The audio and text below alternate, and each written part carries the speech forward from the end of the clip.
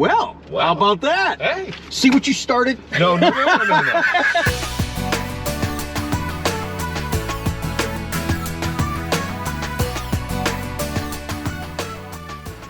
Hey guys, welcome to Tech Tuesday. Appreciate you joining us on our Corvette channel. And that's not Chuck. No. So Chuck's coming up in just a second, trust me. Oh yeah? You guys have been so good to us, I appreciate that. But this is our good customer, Bob. I just love talking to you. I love working with you. Thank you for all your support and your kindness. And just real conversations. Just not about buying cars and It's guy talk. Just life. Yeah, guy talk, man. That's absolutely. But he's going to allow me to have you guys learn from his mistake. Bob's fortunate enough to have a lift in his garage to the point that he actually can have a lift that he can have a car above and below. And his beautiful 22 Amplify Orange hardtop convertible, driving it with the top down. We'll get to the issue in just a second. You probably already know where we're going with this, but how are you enjoying the car? Oh, it's phenomenal. Yeah. It's wonderful. Yeah. It is. It's a great car. Great driver. There's going over our buddies, Jack. Jack seems to make a lot of cameos when we're out here vlogging. He's out enjoying the car too. Jack wanted to sit in the GT2 seat. Oh, okay. So I said, sit in there. Yeah, he's thinking about trading that and then going up to that for 23. Some more on that in a future upload. But I'm glad you're enjoying it. We've talked a lot off camera. But you called me this morning and said, hey, I'm going to run over real quick. I want to get your opinion on this. You guys can voice your opinion in the comments down below. Because he has the lift, the hardtop convertible was underneath, and you know where we're going with this. When the tonneau and the nacelles open up, I mean, that sucker gets pretty tall. It's real tall. And you chipped the nacelle right there, if you guys can see, underneath. So Bob's like, all right, Rick, what do you think we should do? And that's a tough area. So do you open up Pandora's box and paint the whole darn thing? Let's face it, this car's never going to be on the line at Barrett-Jackson. No, because you're just going to enjoy it, and that's what it was intended for. Good for you.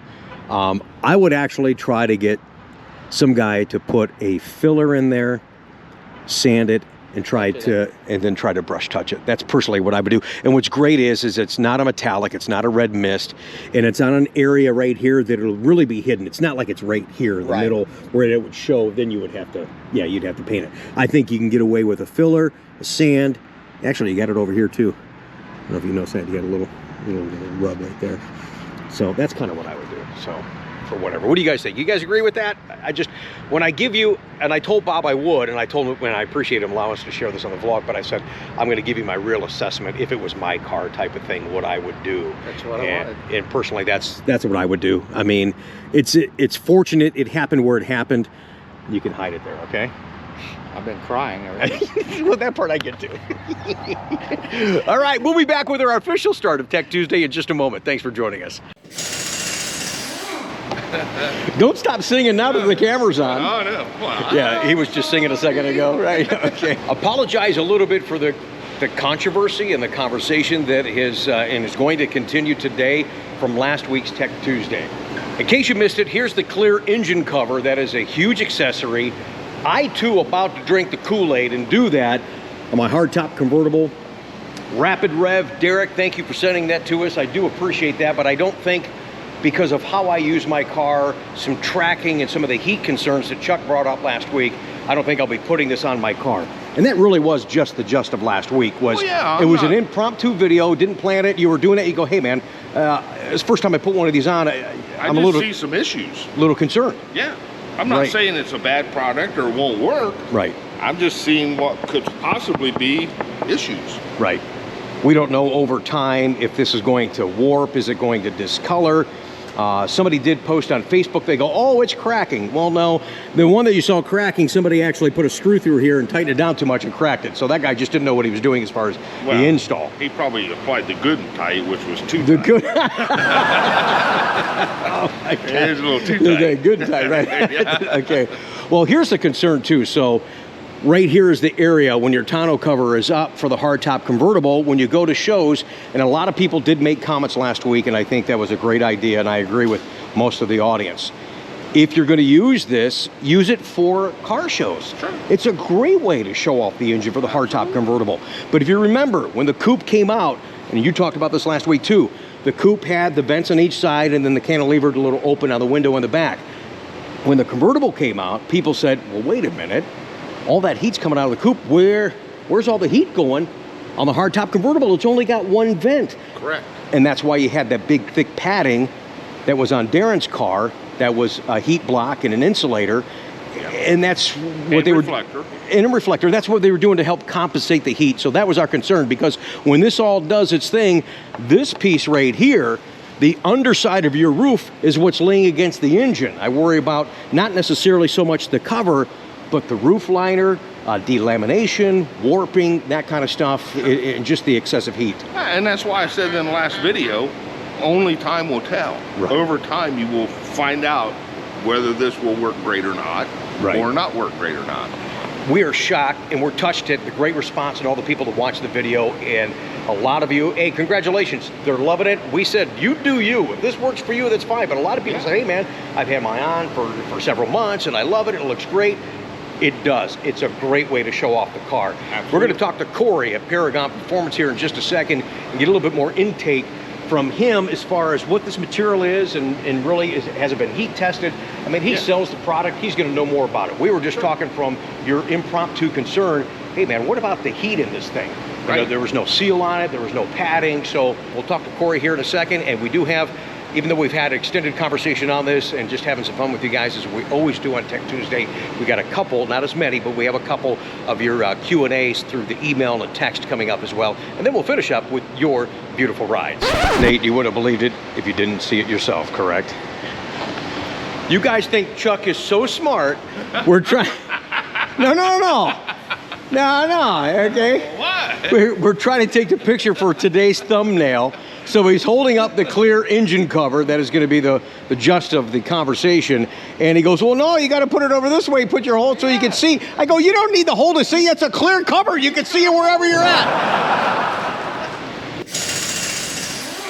Kind of good to, I kind of feel like we're at home right now. We're back in the car. Yeah. Haven't done this in a long time. No. All right, let's continue that extended conversation regarding the clear hardtop cover where you can see your engine on an HTC C8 Corvette. On the phone with us right now is Corey, the sales manager at Paragon Performance. Corey, thanks for joining us.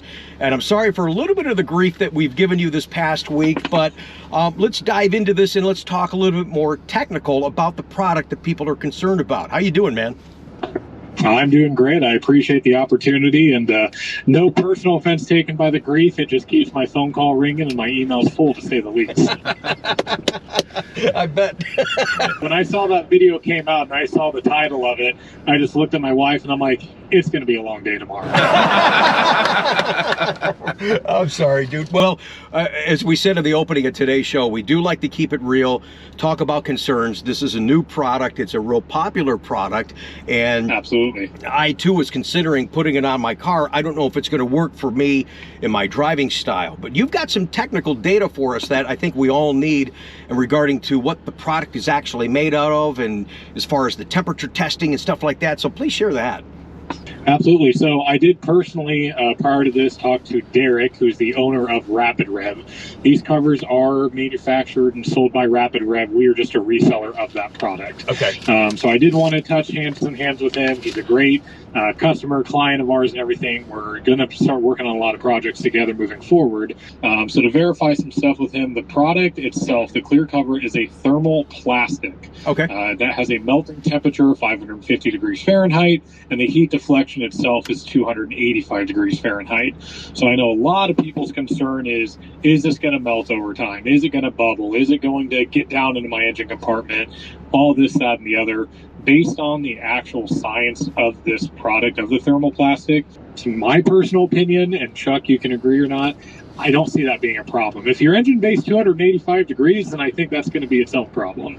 Right. Oh, no, I agree 100%. Like I said, when I first pulled it out of the packaging, I just had a couple concerns not knowing the product and the technical aspect of it. You know, just a few concerns that we need to think about. Okay. And yeah, as any, just with any aftermarket product, it should be okay, wait a second, has this been tested, or has it just been, let's get one out there on the market and let's try to sell them? They hadn't done the throughput testing with it. which I did verify with Derek. They did tons of testing on this. They had tons of cars that they ran this on as a pre-production, even before the pre-reveal at the Corvettes, or not, excuse me, not Corvettes at Carlisle, the Corvette Bash. Okay, I got you. Yep. So yeah, they did tons of testing on it. They've had great feedback with it. They are currently working on a revision at this time because they are taking these customers' concerns that you mentioned of not having that weather stripping, of not having any spacing. I was just going to ask you about that. Yep. All right. Absolutely. So they are doing some revisions. And quote from Derek, they mentioned that they're working on a revision that will have a rubber seal and bushings that will allow the cover to move with the car, allowing any heat that's trapped to escape safely.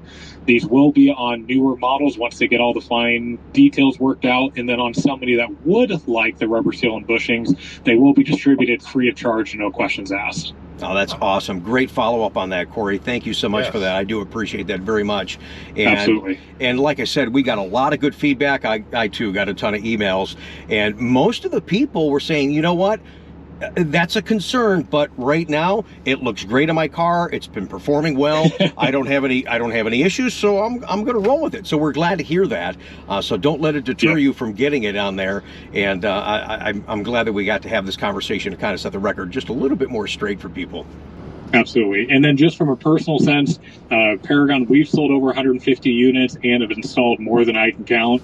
We've had 0 reported issues of the covers melting or headliner issues or fumes in the car, etc. We have a few local guys that also have headers and aftermarket caps on their cars that would cause for more heat because the headers do not have a heat blanket or the caps don't. Right. And even those customers are having any issues locally. So I would like to say on a short-term sense, if there would have been any issues, we definitely would have seen it by now with how many units are out there on the road. Oh, that's even better feedback. Yeah, I would think so. With as many as out there, if there was an issue, you would have already started seeing them. Like I said, Corey, I wasn't bad-mouthing the product. This was the first time I'd ever seen it up close and personal, and just had a couple concerns was all. Yeah, that's great. You saw the product and you wanted to clear some issues up. I see what you're doing. Yeah. I think we did today, brother. Nice job, Corey. I appreciate it. Yeah, thank you for the transparency. We could go all day. I've got all day. I forgot my drum set. I'll get enough out of you too. Oh my gosh.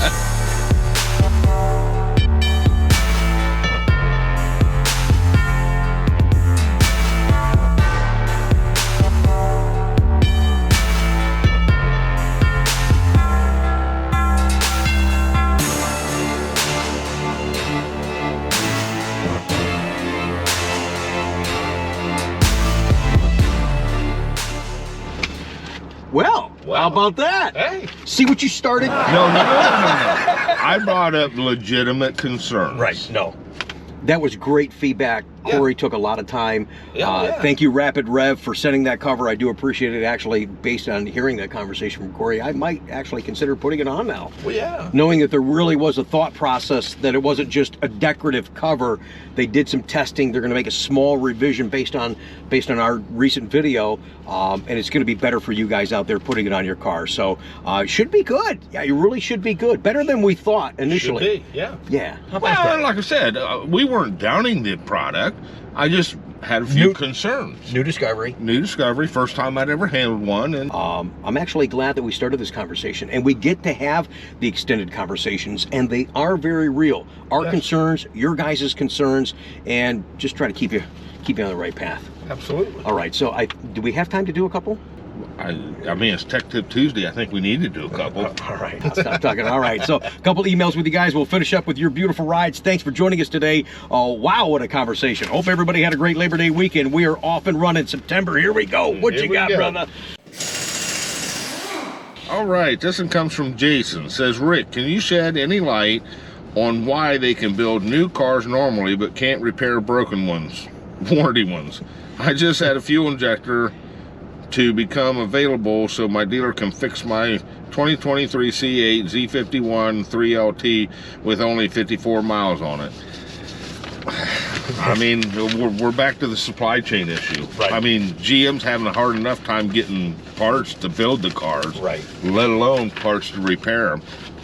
I mean, it's unfortunate with 54 miles you had an injector go bad. Luckily you got a warranty that covered it, but yeah, I mean, getting the parts it's a problem. And it's not just in the automotive world, it's everywhere. Right. And I guess from a parts issue, they're handled differently after the fact. You're not in the manufacturing process. Tell your parts department, tell your service department to put what's called a spat case. Is that correct? Mm-hmm. Yep. Put a spat case on it. It puts more of a rush request on it, which they probably already have done for you. Sure. To try and get that a little bit faster. And it's not like they're not trying to get the parts and they're not trying to fix the car. It is just a supply issue. So as long as they've got the request in there, they got their hand in the air, GM knows you need the part, they're going to do all they can to get it to you as fast as possible. Go Absolutely. ahead. I know you got some more, so go ahead. All right, this one comes from George. Says, here's one for you. Seems to be a numerous issue with my 23 front lift, included my 3L THTC with 163 miles on it. Taking it in for service September the 8th. Service front lift is on. The car sits overnight, it will go up and then drops immediately. Bleed problem. Please ask Chuck if he's getting any type of issue and what's been the repair. We've seen one. You just had something like that. We just had one. When it went up, it would go up and only go about half to 3/4 of the way up. Then it would trigger the light, the service front lift system, and it would stop working and then slowly bleed back down. And the front lift system wouldn't work again until it was completely back down. Through testing and some of the stuff that we determined it needs a lift hydraulic power pack module assembly, Right. which is the whole front lift motor pack and module assembly. Right, and that's probably what his needs, but when you pulled that up, I think there was 4 other bulletins relative to front lift. Yes, there's 3 or 4 other bulletins for a bleed procedure and different trouble codes as far as which way you're going to go. So, yeah, you need to get it in. They need to do some investigation and see what you got going on. All right, yeah, but I think it's what you said it is. Could be. Yeah, it sounds just like the same thing. Here's one from Margaret. Hey, Rick and Truck, my friend Phil was telling me about his 2019 C7. He lost all power to the car and he became trapped inside the car. He had to call the dealership. No one told him how to open the door if he's inside the car without electrical power. Is this a concern? Is it an issue? Well, stuff happens to the car, but yes, if somebody would have delivered the car to him properly to show you how to use the car, this feature's been in the car to help you and to stay safe since 2005. Down on the floorboard, on the outboard of the passenger in the driver's seat, you can pull a lever back towards you, and that opens the door if you're inside the car and had no power. So hopefully that helps you a little bit. Margaret in Chicago, big fan, a big supporter of the channel. Thank you so much for that. We really do appreciate it. That is a direct mechanical link to the latch to release it. Yeah. So absolutely. It's not 1977 anymore. We can't just grab the little thing and open the door. Right, yeah. So thank goodness for the thing on the floor. Right. All right, this one comes from Babe Adams. Babe Adams. Need to ask Chuck a question. Why does my 23 Z51 make a loud squealing noise when I turn it off? I religiously turn off my AC before I stop, thinking that was it, but to no avail. I haven't heard or seen anything about this. I got on service information and checked and see if they had anything on it. The only thing I found was a loud squealing noise during startup, which would be a transmission problem, which is a TCM anomaly, and they want you to possibly reprogram the TCM.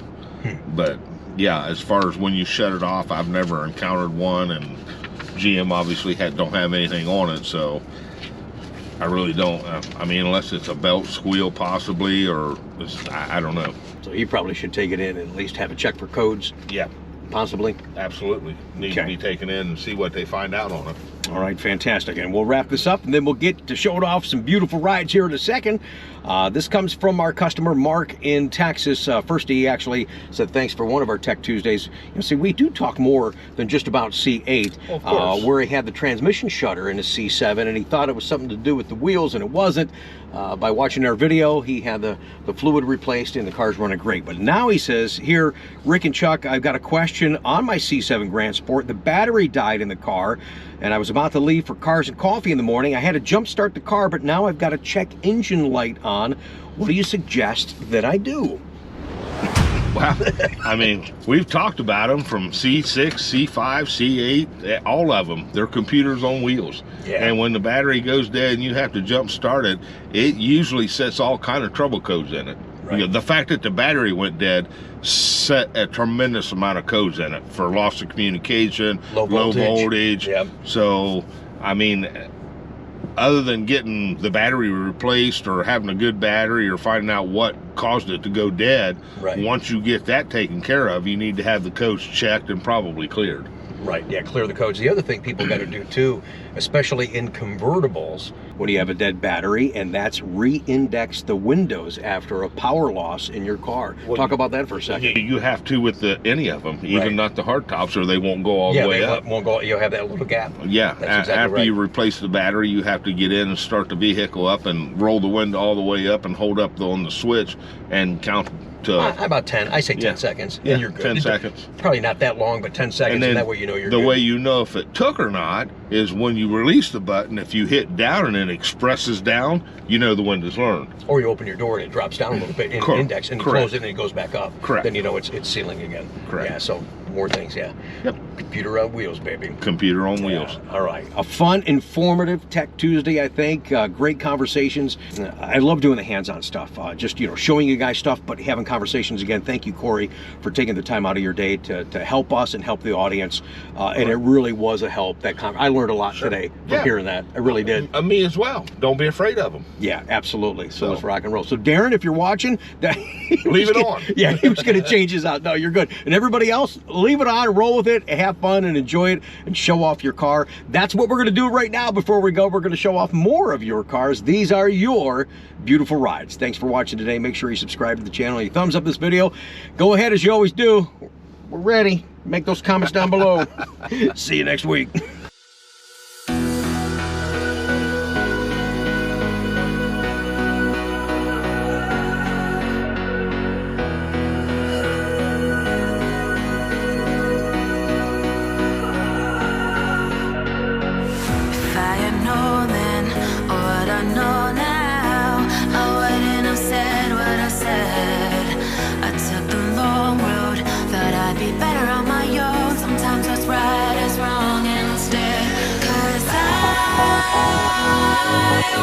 Too young, and I didn't understand that you were the one, and I can't wait to see